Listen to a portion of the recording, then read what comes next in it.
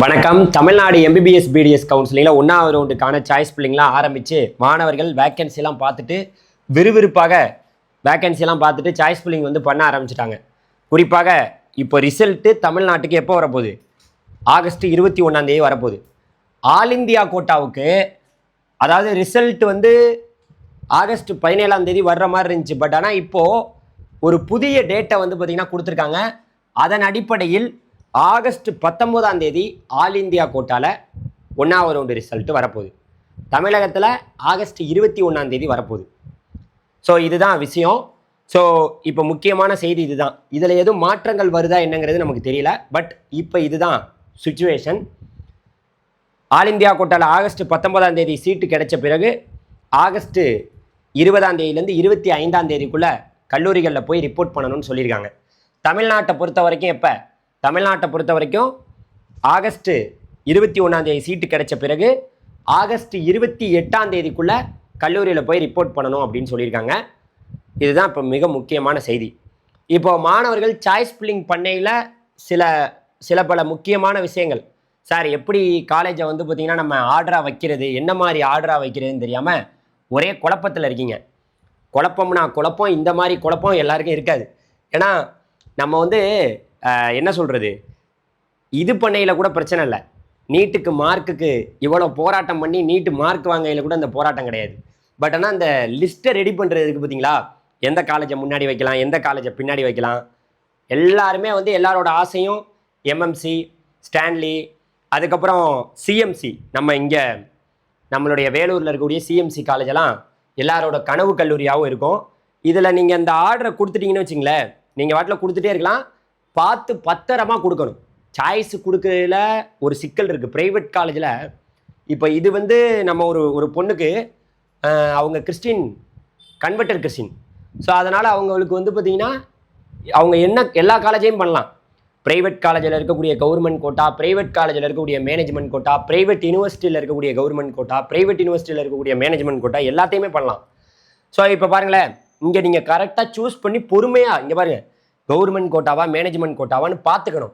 சும்மா ஏனோ தானோன்னு நடுவில் திடீர்னு ஒரு கவர்மெண்ட் கோட்டாவா வச்சுக்கிட்டு வந்திருப்பீங்க, நடுவில் எங்கேயாவது மேனேஜ்மெண்ட் கோட்டா வச்சுட்டிங்கன்னா அப்புறம் என்ன ஆயிரும், சிக்கலாகி போயிடும்.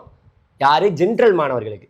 ஆனால் மற்றவங்க இந்த எஸ்சி, எஸ்டி, கன்வெர்டர் கிறிஸ்டின் மாணவர்களுக்கு பிரச்சனை இல்லை.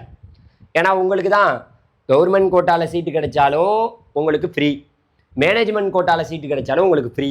பட் ஆனால் அந்த பணம் இல்லாமல் எக்ஸ்ட்ரா ஒரு 5 லட்ச ரூபா, 4.5 லட்ச ரூபா கவர்மெண்ட் கோட்டானா, மேனேஜ்மெண்ட் கோட்டானா 5 லட்ச ரூபா. இது உங்களுக்கு அரசாங்கமே, விஜய் தலைமையிலான அரசாங்கமே உங்களுக்கு கொடுத்துருவாங்க. ஆனால் மீதம் எக்ஸ்ட்ரா ஒரு 5 லட்ச ரூபா நீங்கள் கட்டணும். கவர்மெண்ட் கோட்டானா 4.5 லட்ச ரூபா போக மீதம் 5 லட்ச ரூபா நீங்கள் கட்டணும். மேனேஜ்மெண்ட் கோட்டானா 5 லட்ச ரூபா போக மீதம் 5 லட்ச ரூபா நீங்கள் கட்டணும். இதுதான் விஷயம். நம்ம பசங்க இந்த சாய்ஸ் கொடுக்குறீங்கள, இதில் ஆர்டர் வந்து பார்த்தீங்கன்னா எப்படி சார் வைக்கிறது, நீங்கள் அதை பற்றியெல்லாம் சொல்லுவீங்களா அப்படின்னு கேட்டிங்கன்னா என்னால் சொல்ல முடியும். இந்த ஆர்டர் வந்து பார்த்தீங்கன்னா நீங்கள் எப்படி கொடுக்கலான்னா, நம்மக்கிட்ட போன வருஷத்தோட கவர்மெண்ட் கோட்டாவோட ரிப்போர்ட் இருக்குது, ரிசல்ட். 1வது ரவுண்டு ரிசல்ட்டு இதுதான், போன வருஷத்தோட ரிசல்ட்.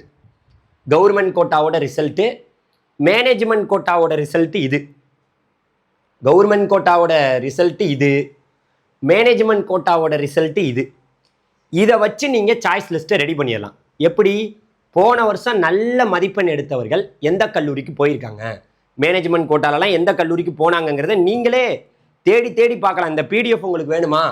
எங்களோட ட்ரெண்டிங் தமிழ் கோபி வெப்சைட்டுக்குள்ளே வாங்க. இங்கே வந்து நீங்கள் ட்ரெண்டிங் தமிழ் கோபி வெப்சைட்டுக்குள்ளே வந்தீங்கன்னா இங்கே பார்த்துக்கலாம். அலாட்டட் 1வது ரவுண்டில் யாருக்கு சீட்டு கிடச்சிச்சு, 2வது ரவுண்டு, 3வது ரவுண்டு யாருக்கெல்லாம் கிடச்சிச்சின்னு இதில் இருக்குது. மேனேஜ்மெண்ட் கோட்டாவுக்கும் இருக்குது, 7.5 எல்லாத்துக்குமே இருக்குது. ஸோ அப்போ நீங்கள் என்ன பண்ணலாம், வரலாம் அழகாக கவர்மெண்ட் கோட்டாவா என்னென்ன மார்க் போன வருஷம் உள்ளவங்க மட்டும் நமக்கு வந்து ஒரு எடுத்துக்காட்டு தான், நமக்கு ஒரு முன்னுதாரணம். பார்த்துக்குங்க, அங்கே ரேங்கை கூட பார்த்துக்குங்க, பார்த்து எந்த காலேஜ் போயிருக்காங்க பசங்க. அப்போ நம்ம நல்ல கல்லூரிக்கு போகிறோமா போகலையாங்கிறத எப்படி இதை வச்சு நீங்கள் அனலைஸ் பண்ணிடலாம். போன வருஷம் பசங்க வந்து ஒன்றும் தப்பு பண்ணியிருக்க மாட்டாங்க, அவங்களே நல்ல கல்லூரியை தான் சூஸ் பண்ணியிருப்பாங்க. அப்போ நம்ம வந்து ஒரு தவறான கல்லூரியை நோக்கி போகிறோமா, தவறான கல்லூரியை நீங்கள் சாய்ஸில் வைக்கிறீங்களா அப்படிங்கிறதுக்கு இது ஒரு எடுத்துக்காட்டு. இவங்க தப்பாலாம் போயிருக்க மாட்டாங்க, கரெக்டாக தான் வச்சுருப்பாங்க. ஒன்றும் பிரச்சனை இல்லை. 1வது ரவுண்டில் சீட்டு கிடைச்சாதான் மாறிக்கலாமே. இப்போது நமக்கு வந்து 1வது ரவுண்டில் ஒரு காலேஜில் சீட்டு கிடச்சிருச்சுன்னா அங்கேருந்து வேறு காலேஜ் மாறலாம், ஒன்றும் பிரச்சனை கிடையாது. தாராளமாக நீங்கள் மாறிக்கலாம், ஒரு பிரச்சனை இல்லை. ப்ரைவேட் காலேஜெல்லாம் நீங்கள் வைக்கும்போது யோசித்து வைங்க. அலாட்மெண்ட் வந்துருச்சுன்னா நீங்கள் சில கல்லூரிகளில் அந்த அலாட்மெண்ட்டை டவுன்லோட் பண்ணிவிட்டு நீங்கள் போய் சேரும்போது அங்கே ஏதாவது பணம் கேட்குறாங்கல்ல, அந்த பணத்தெல்லாம் ப்ரைவேட் காலேஜில் திரும்பி கொடுப்பாங்களான்னு தெரியல, அதுதான் பிரச்சனை. ஏன்னா ஓவர் சீனு சில கல்லூரிகள் போடுறாங்க, அதெல்லாம் நாங்கள் கொடுக்க முடியாது, அதெல்லாம் நாங்கள் கொடுக்க மாட்டோம், இப்படி சொல்லவே கூடாது. இந்த விஷயங்கள்லாம் நடக்கலாம். அதனால தனியார் கல்லூரிகளை நீங்கள் வைக்கும்போது பார்த்து எவ்வளோ fees, college fees, hostel fees, இதெல்லாம் என்ன வாங்குறதுக்கான வாய்ப்பு இருக்குது. நான் தான் சொல்லிட்டேன், 4.5 லட்சம் கவர்மெண்ட் கோட்டானா அங்கே எவ்வளோ கேட்குறாங்க, 10 லட்சம் ரூபா. மேனேஜ்மெண்ட் கோட்டாவுக்கு 5 லட்சம்னா அங்கே 20 லட்சம் ரூபா. அதை நீங்கள் அதுக்கு ரெடி பண்ணி அதுக்கு தயார் பண்ணிக்கலாம். இப்போ யாருக்கெல்லாம் கவர்மெண்ட் கோட்டாவில் தனியார் கல்லூரிகளில், அதாவது ப்ரைவேட் காலேஜில், ப்ரைவேட் யூனிவர்சிட்டியில் கிடைக்க வாய்ப்பு இருக்குன்னா 1வது ரவுண்டு ரிப்போர்ட் வரட்டும், அதுக்கப்புறம் ஒன்று நம்ம முடிவு பண்ணுவோம்.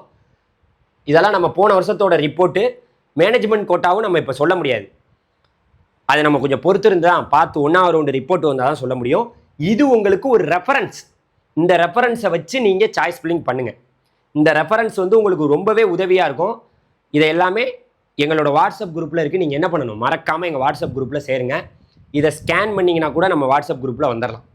மறக்காமல் வாட்ஸ்அப் குரூப்பில் வாங்க. ஸோ இப்போ நீங்கள் இங்கே ஆர்டர் வைக்கல நம்ம என்ன மாதிரி வைக்கிறோம், ஏன்னா தனியார் கல்லூரிகள்லாம் இருக்குது, இது இல்லாமல் ப்ரைவேட் யூனிவர்சிட்டி இருக்குது. ஸோ நம்ம பிடிஎஸ்ஸை வைக்கிறோமா, பிடிஎஸ்ஸில் சில பேர் தப்பு பண்ணிடுவாங்க, பிடிஎஸ்ஸை முன்னாடி வச்சுருவாங்க, ஐயோ பிடிஎஸ்ஸே கிடச்சி போயிடும். இப்போ 1வது ரவுண்டுக்கு பிரச்சனை இல்லை, 1வது ரவுண்டை பொறுத்த வரைக்கும் எந்த பிரச்சனையும் இல்லை. ஒரு காலேஜ் கிடைச்சோன்னே சேர்ந்துட்டு வேறு காலேஜ் மாறிக்கலாம். இது தமிழ்நாட்டிலையும் சரி, ஆல் இந்தியா கோட்டாலையும் சரி, சீட்டு கிடைச்சா போனால் போகலாம், போகலைன்னா விடலாம். இந்த ரவுண்டு ஃப்ரீ எக்ஸிட், கிடைச்சா போனால் போகலாம், போகலைன்னா விடலாம். இந்த ரவுண்டு பிரச்சனையே கிடையாது. ஸோ அதனால் நீங்கள் பார்த்து வைக்கணும். இங்கே பாருங்கள், இதில் நீங்கள் செலக்ட் பண்ணிங்கன்னா இங்கே எல்லாமே உங்களுக்கு தெரியுங்க, நல்லா பார்த்துங்க. Management quota, self financing college இருக்குது. செல்ஃப் ஃபைனான்சிங் காலேஜ் ஒரு 20 காலேஜ் இருக்குது. அதில் எம்பிபிஎஸ்க்கு மேனேஜ்மெண்ட் கோட்டாவா இல்லை ப்ரைவேட் காலேஜில் மேனேஜ்மெண்ட் கோட்டாவா, என்ன மாதிரி கல்லூரிகளை நீங்கள் சூஸ் பண்ணுறீங்க. அதே போல் எதையும் மறந்துடக்கூடாது. அதாவது இஎஸ்ஐ கேக்க நகர் எல்லோரும் மறந்துடுவீங்க, அதை வைக்காமல் எதுவும் மறந்துடாதீங்க. எல்லோரும் வச்சுருவீங்க, கரெக்டாக சொல்கிறேன். ஒரு காரணத்தோட சில விஷயங்களை மறக்கிறதுக்கான வாய்ப்பு இருக்குது. அதனால் இதை ரொம்ப பார்த்து நிதானமாக பண்ணணும். சும்மா நமக்கு தான் மார்க் இல்லையே சும்மா போட்டு விடுவோம். இன்னொன்று சொல்லிட்டேன், நல்லா கேட்டுக்குங்க. இந்த SC, SCA, ST converted Christian மாணவர்கள் எல்லாத்தையும் வைக்கணும். ஒரு சாய்ஸ் இங்கே பாருங்க, 9 சாய்ஸ் நான் இப்போ வச்சுட்டேன், இன்னும் 115 சாய்ஸ் இருக்குது. எல்லாத்தையும் வச்சு விடுங்க, உங்களுக்கு எது கிடைச்சாலும் ஃப்ரீ தான். யார் SC, SCA, ST converted Christian மாணவர்கள் ஒரு சாய்ஸை கூட மிஸ் பண்ணாதீங்க, எல்லாத்தையும் வைங்க. 1வது ரவுண்டில் வைங்க, 2வது ரவுண்டில் வைங்க, 3வது. உங்களுக்கு வரப்பிரசாதம். நீங்கள் 5 லட்ச ரூபா பணத்தை கட்ட தேவையில்லை, எல்லாத்தையும் வச்சு விடுங்க. எல்லாத்தையும் வைங்க, சாய்ஸில் எல்லாத்தையும் வைங்க. ஸோ இதை நீங்கள் ஆட் பண்ணணும். இங்கே ரொம்ப குறிப்பாக நீங்கள் சாய்ஸ்லாம் வச்சுட்டு அடுத்த பேஜுக்கு போனால் இந்த மாதிரி வரும். இதில் வந்து நீங்கள் என்னென்னலாம் வச்சுருக்கீங்கன்னு நீங்கள் பார்த்துக்கலாம்.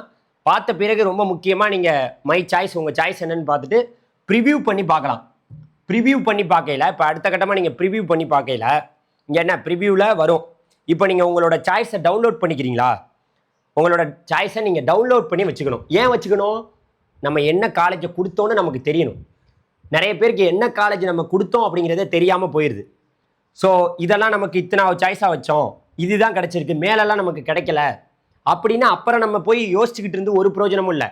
ஸோ அதனால் இந்த சாய்ஸை நீங்கள் என்ன பண்ணணும், இந்த மாதிரி என்ன பண்ணிக்கணும், நான் இங்கே பாருங்கள் காமிக்கிறேன், இது மாதிரி டவுன்லோட் பண்ணி எத்தனை சாய்ஸ் வச்சிங்க அப்படிங்கிறத டவுன்லோட் பண்ணி வச்சுக்கோங்க. இது மிக முக்கியமான ஒன்று. இப்போ நீங்கள் இதையும் பண்ணிட்டீங்கன்னு வச்சுங்களேன். இப்போ அடுத்த நெக்ஸ்ட் ஆப்ஷன் கொடுத்தீங்கன்னா இந்த இடத்துல ஒன்று கேட்கும், இதுதான் கவனிக்க வேண்டிய பாயிண்ட். பல கல்லூரிகளை எனது விருப்பங்களால் தேர்வு சேர்க்க முடியும் என்பதை நான் அறிவேன். பல கல்லூரிகளை எனது விருப்பங்களால் சேர்க்க முடியும் என்பதை நான் அறிவேன். எனக்கு நிறைய காலேஜை வைக்கிறதுக்கு எனக்கு உரிமை இருக்குது, நான் அறிவேன், எனக்கு தெரியும். இருப்பினும் எனது கல்லூரி விருப்பங்களில் ஏதேனும் ஒன்றில் மட்டுமே படிக்க நான் தயாராக உள்ளேன். அப்படி நான் மட்டும் லாக் பண்ணுங்க, இல்லாட்டி லாக் பண்ணாதீங்க. லாக் பண்ண தேவையில்ல. ஏன் தெரியுமா, இந்த பாருங்க, இதில் தெளிவாக என்ன கொடுத்துருக்காங்க, இங்கே பாருங்க. இதில் இந்த கவர்மெண்ட் கோட்டாவுக்கு 30,000 ரூபாய் வந்து பார்த்தீங்கன்னா நீங்கள் என்ன பண்ணணும், செக்யூரிட்டி டெபாசிட் கட்டணும். மேனேஜ்மெண்ட் கோட்டாவுக்கு 1 லட்ச ரூபா கட்டணும். என்ஆர்ஐ இவங்களுக்குலாம் 1 லட்சம். ஸோ இதில் இந்த எஸ்சி எஸ்சி எஸ்டி மாணவர்களுக்கு எதுவுமே கிடையாது. இதை ஓயாமல் நான் எல்லா வீடியோலையும் சொல்லிட்டு வரேன்.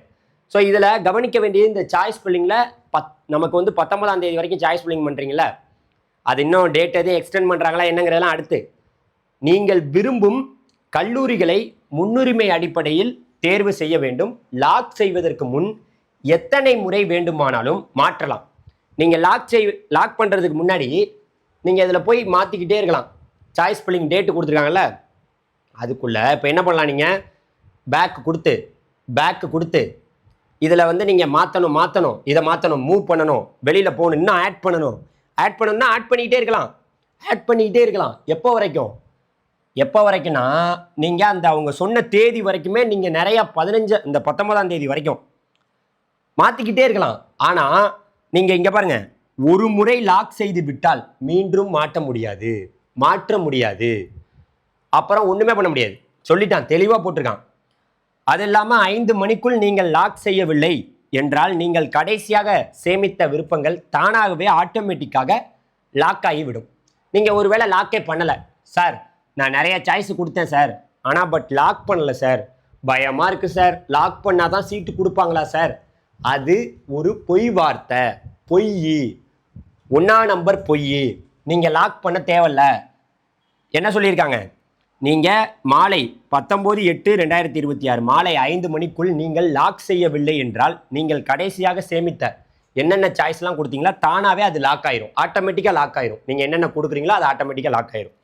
அதுக்கப்புறம் சீட்டு கிடைச்சா காலேஜுக்கு போக வேண்டியது தான். இப்போ அந்த தேதியில் தான் ஒரு மாற்றம் ஏற்பட்டிருக்கு. இப்போது நான் ஒரு விஷயத்தை இங்கே சொல்லணும்னு நினைக்கிறேன். ஸோ டேட்டில் வந்து பார்த்திங்கன்னா ஒரு மாற்றம், ஒரு பெரிய மாற்றம்.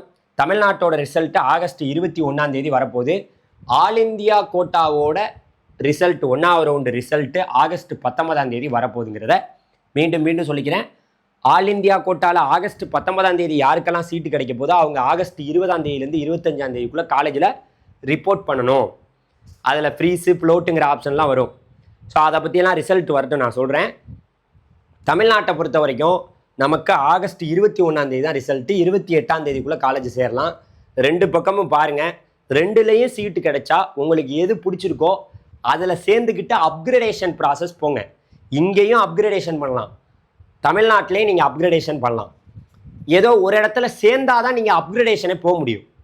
இப்போது ஒரு கல்லூரியில் கிடைச்ச பிறகு இப்போ தஞ்சாவூர் மெடிக்கல் காலேஜில் கிடைச்சிச்சுன்னா நீங்கள் அங்கே சேர்ந்த பிறகு தான் அப்கிரேடேஷன் போகலாம். சேர்ந்தாதானே ஒரு கல்லூரியிலேருந்து இன்னொரு கல்லூரி மாற முடியும், சேராமல் எப்படி மாற முடியும்? அதனால் 1ஆவது ரவுண்டை பொறுத்த வரைக்கும் எந்த பிரச்சனையும் இல்லை. ரொம்ப கூலாக ஹாப்பியாக நிம்மதியாக பண்ணுங்கள். குறிப்பாக நான் ஒரே ஒரு கடைசி விஷயம் என்னென்னா, இங்கே வைக்கும் போது பார்த்து வைக்கணும். எழுதி வச்சுக்கிட்டு மறுபடியும் இந்த சாய்ஸ் லிஸ்ட்டை டவுன்லோட் பண்ணி நான் கரெக்டாக தான் வச்சுருக்கேனா, வேறு ஏதாவது பேர் இருக்கான்னு படித்து பாருங்கள். தப்பாக வச்சிட போகிறீங்க. நடுவில் பிடிஎஸ்ஸை நிறைய பேர் வச்சு விட்ருவாங்க. அந்த தப்பெல்லாம் வருஷம் பண்ணுறாங்க. எம்பிபிஎஸ்ஸாக இருக்கும், திடீர்னு கண்ணு தெரியாமல் பிடிஎஸ். நான் எம்பிபிஎஸ் பிடிஎஸ் வைக்கவே இல்லைன்னு சொல்லக்கூடாது. அந்த சிஸ்டம் வந்து இந்த மாதிரி லைனாக பார்த்துட்டு வரும். அந்த சிஸ்டம் எப்படி சீட்டு ஒதுக்குன்னா 1 2 3ன்னு இப்படி லைனாக பார்த்துட்டே வரும். உங்களோட ஜென்ரல் ரேங்க்குக்கு சீட்டு கொடுத்துட்டு அடுத்தவங்களோட ஜென்ரல் ரேங்க்குக்கு சீட்டு கொடுத்துட்டு இப்படி ஒரு ரேங்க்குக்காக கொடுத்துட்டே வந்துட்டுருக்கோம். ரேங்க் அடிப்படையில் தான் சீட்டு கொடுத்துட்டே வந்துட்டுருக்கோம். இதுதான் விஷயம். எந்த ரேங்க், ஜென்ரல் ரேங்க் அடிப்படையில் அப்படியே கொடுத்துக்கிட்டே வரும். ஓகே, அடுத்த ஒரு நல்ல வீடியோவில் சந்திக்கிறேன். மிக்க நன்றி.